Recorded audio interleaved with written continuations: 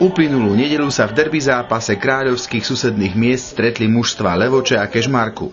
Papierovým favoritom duelu bol prvý MFK Kežmarok, ktorému v priebežnom hodnotení s 34 bodmi patrí 9. priečka, kým domácemu FK 05 Levoča so 16 bodmi predposledná 15. pozícia.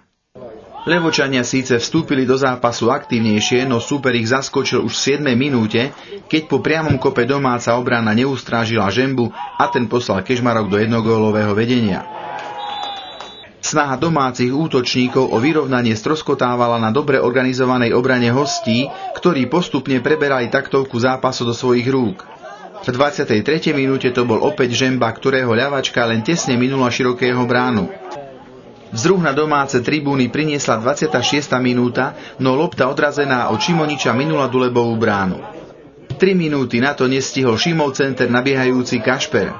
Domáce útočné aktivity boli bezzubé, čo hostia využívali na rýchle brejky, ako ten v 33. minúte.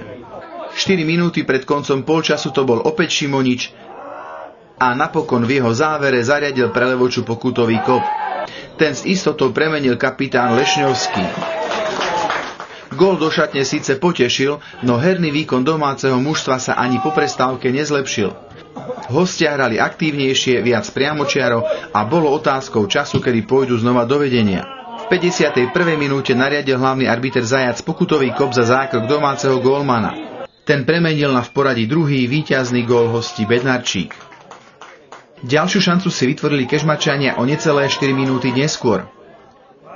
O ďalšie 2 minúty pálil Sova tesne nad Levockú bránu. Šancu vyrovnať mali domáci v 60. minúte, keď Šimov priamy kop po Ferencovej dorážke skončil na bočnej sieti. Ďalšiu tutovku spálili domáci o 5 minút neskôr, keď na Kašperov center Šimo nedočiahol. Prakticky z protiútoku mohli Kežmarčania zvýšiť svoje vedenie, no Regítko prestrelil. Do šance sa dostal v 73. minúte domáci Ferenc, no ešte predtým Zajac odpískal útočný faul. V zápätí mali 2 tutovky hostia. Tú prvú Krempaského likvidoval brankár Široký a o 2 minúty neskôr Bednarčíkov lob len tesne minul domácu bránu. Hostia hrali efektívnejšie a využívali nesúrodosť domácej obrany, čo potvrdili 3. gólom z kopačky Sovu 8 minút pred koncom riadneho hracieho času. Šancu skorigovať nepriaznivý stav mali Levočania ešte v závere zápasu, keď po rohu ani na 3. krát do brány loptu nedostali.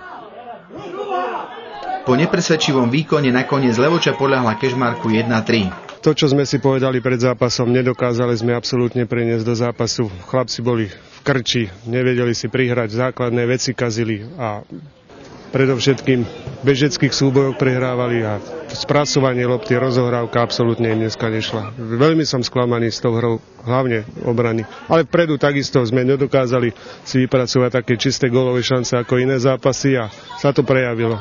Hostia boli lepší jednoducho. Vyjadrenie trénera hostí vám dnes neposkytneme, nakoľko sa na kameru odmietol vyjadriť. O týždeň hrajú Levočania v Bystrom a potom ich čakajú 2 domáce duely. 20. mája s Pakostovom a 27. s Kľušovom. Obidva zápasy začínajú o 17. hodine. Príďte sa pozrieť. Ďalšiu premiéru levočského týždenníka odvysielame 14. mája. Dovtedy dovidenia.